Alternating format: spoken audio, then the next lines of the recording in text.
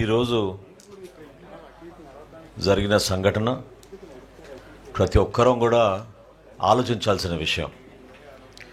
రాజకీయ వ్యవస్థలో సహజంగా ఒక రాజకీయ పార్టీ అధ్యక్షుడు పర్యటించినప్పుడు స్థానికంగా ఉన్న సమస్య పైన అవగాహన తెచ్చుకొని రైతులకి మేలు చేసే విధంగా వ్యవహరించాలి తప్ప మనం ఎవరో ఊహించని విధంగా కష్టపడి పంట పండించిన ఆ సరుకుని రోడ్డు పైన పోసేసి దానిపైనే వీళ్ళు కార్లు తోలుకుంటూ పోతున్నారంటే అంతకన్నా దుర్మార్గం ఏముంటుందో ఆలోచించాలి. మొన్న ఒక కుటుంబాన్ని పరామర్శించడానికి వెళ్ళినప్పుడు మనుషులను తొక్కేశారు.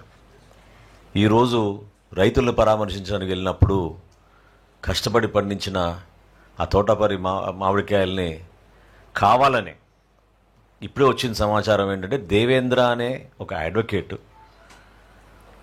తుమ్మలపాలెం నుంచి ఈ 5 లోడ్ల ట్రాక్టర్ సరుకు అక్కడ లోడ్ చేయించి దీనికి ఒక రిహర్సల్ చేసి జగన్మోహన్ రెడ్డి గారి వాహనం వచ్చినప్పుడు నా ఇన్స్ట్రక్షన్స్ మేరకు ఇవి రోడ్డు పైన మీరు వేయాలని చెప్పి 2 ట్రాక్టర్ డ్రైవర్లు AP03 TB543T32 మొయ్యుద్దీన్ అక్బర్, అదేవిధంగా AP03AA2313 ఉదయ్ కుమార్ కిలారి, వీళ్ళిద్దరు కూడా పోలీస్ కస్టడీలో ఉన్నారు. వాళ్ళు ఒప్పుకున్నారు. ఈ విధంగా ట్రయల్ రన్గా ప్రిపేర్ అయ్యి ఈ దేవేంద్ర అనే ఒక అడ్వకేటు వైఎస్ఆర్సీపీ సింపథైజర్ ఇతను ఆ మామిడికాయల్ని ఆ ఊరు కూడా కాదు పొరుగు ఊరు నుంచి తుమ్మలపాలెం అనే ఊరు నుంచి సేకరించి ఆ సరుకును అక్కడ తీసుకొచ్చి ఆ డ్రోన్ ఫుటేజ్ చూస్తే మీరే ఆశ్చర్యపోతారు. ఏ విధంగా పకడ్బందీగా ప్లాన్ చేసి ఇందాక అచ్చెన్నాయుడు గారు చెప్పినట్టు చీవంలాగా ఆ మ్యాంగో తోట నుంచి ఆ 5 ట్రాక్టర్లు తీసుకొచ్చి రోడ్డు పైన సరుకు వేయడం అనేది అసలు ప్రధానంగా రాష్ట్ర ప్రజలు ఆలోచించాల్సింది ఏంటంటే లా అండ్ ఆర్డర్ సమస్య సృష్టించడానికి కోసమే ఈ కార్యక్రమాలు చేస్తున్నారు. భయభ్రాంతులు చేయడానికి రాష్ట్రంలో ఇటువంటి పరిస్థితి నెలకొంది, లా అండ్ ఆర్డర్ సమస్య ఉందని చూపించడానికి కోసం విశ్వ ప్రయత్నం చేస్తున్నారు. ఇంత భారీ స్థాయిలో ప్రజలు మమ్మల్ని ఎన్నుకొని కూటమి ప్రభుత్వానికి విజయం అందించింది ఒక మంచి పరిపాలన అందించడానికి, సమర్థమైన నాయకత్వంతో ఏ సమస్య వచ్చినా కూడా దాని గురించి పరిష్కారం కోసం అందరికన్నా ముందే రియాక్ట్ అయ్యి మంత్రులు అందరం గౌరవ ముఖ్యమంత్రి గారి ఆధ్వర్యంలో రైతుకి ఎక్కడ కూడా కష్టం ఉండకూడదు అనే ఆలోచనతో ఎప్పటికప్పుడు ముందుకెళ్తున్నాం. ఈరోజు పోలీస్ అధికారుల పైన కూడా ఏ విధంగా రెచ్చగొట్టి మాట్లాడారో మీరు చూస్తారు ఇప్పుడు వీడియోలో. అక్కడున్న డిఎస్పి గారు శ్రీనివాస్ అనే అతను కింద పడిపోతే ఆయన్ని తొక్కి వీళ్ళు ముందుకు వెళ్ళిపోయారు, గాయాలైనాయి. ఆంధ్రజ్యోతి ఫోటోగ్రాఫర్ని ఏ విధంగా వీళ్ళు ప్లాన్గా ట్రాక్టర్లు తీసుకొచ్చి ప్రిపేర్ అయ్యారో ఆ ఫోటోలు తీస్తుంటే అతని పైన దాడి చేశారు.